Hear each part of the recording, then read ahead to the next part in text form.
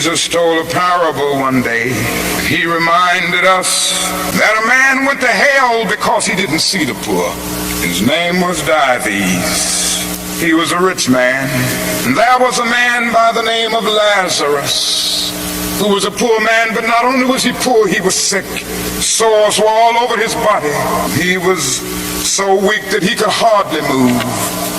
But he managed to get to the gate of Dives every day, wanting just to have the crumbs that would fall from his table. Dives did nothing about it. The parable ends saying Dives went to hell, and there was a fixed gulf now between Lazarus and Dives.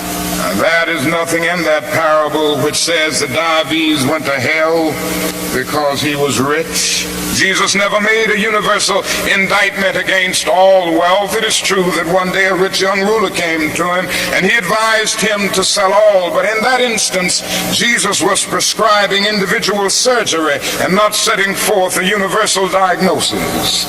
And if you will look at that parable with all of its symbolism, you will remember that a conversation took place between heaven and hell, and on the other end of that long distance called between heaven and hell was Abraham in heaven, talking to Dives in hell. Now Abraham was a very rich man. If you go back to the Old Testament, you see that he was the richest man of his days. So it was not a rich man in hell talking with a poor man in heaven. It was a little millionaire in hell talking with a multimillionaire in heaven.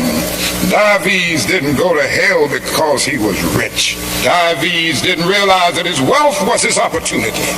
It was his opportunity to bridge the gulf that separated him from his brother Lazarus.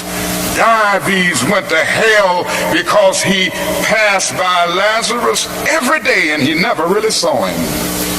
He went to hell because he allowed his brother to become invisible.